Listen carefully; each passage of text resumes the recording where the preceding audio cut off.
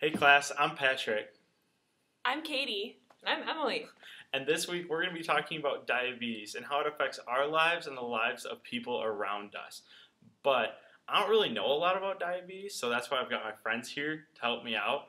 What I do know is that diabetes can onset when you're a little kid. I know that there was a kid in my high school that had to take insulin shots, and I also know that I've seen diabetes onset in older people, typically when they're overweight, but that's about it. Well, you're pretty close. You're on the right track. Diabetes is due to the inefficient insulin production and decreased cell sensitivity. It can cause high blood glucose, along with other side effects. Right, right. Do you know more about the different types at all? There's different types? Yeah, type 1 and type 2. Oh man, well, if I had to make an educated guess, I would guess that one of the types would be as like the little kid not being able to produce insulin, so they have to take those shots. And I would guess that the other type would be the older people, maybe a little bit overweight, so they have diabetes. Sometimes that can be true.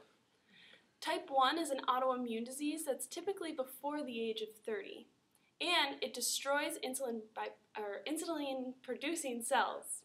They're beta cells in the pancreas.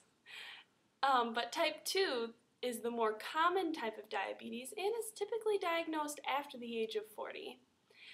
The body becomes unresponsive to the insulin and limited glucose enters the cells. This is usually linked to obesity, like you said. Wow, Katie, you know a lot about diabetes. I sure do. You know somebody with diabetes? I do actually. My older brother has diabetes, and he's had it since he was 2 years old. And I remember when I was really little, he always had to take shots, and I was always really scared to see him do that. But now he has a pump, which is a lot more convenient and easier to use. I remember he used to have to carry around little pieces of candy just in case his blood glucose got too low, and if it was too high, he had to take more insulin. So it was really hard to balance between meals and just keeping up with that. And a couple times I remember he had a couple diabetic comas, and it was really scary as a little kid. And how did that affect your mom and your whole family? Well, she definitely had to do most of the work when he was younger. Like I said, he got it when he was 2, so he wasn't able to give himself the shots until he was probably 10. Huh. Interesting.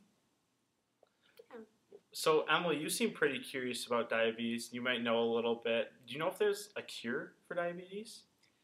You know, I don't think I've heard of one. No. Dang. It's too bad.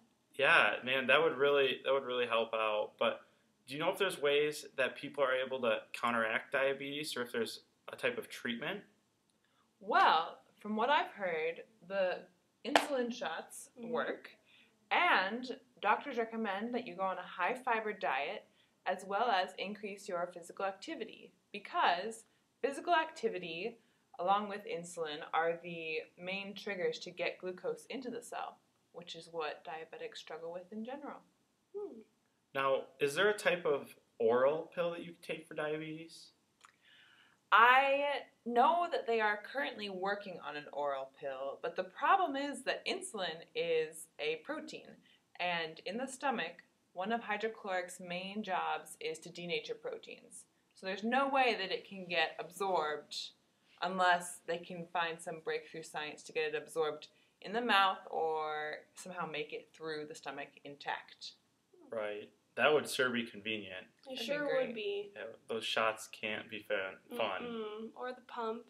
Right. I personally hate needles. So. I do too, and I'm going to be a nurse, so... Well, class, that's all we've got for you today. We hope you enjoyed our video, and we'll see you Friday.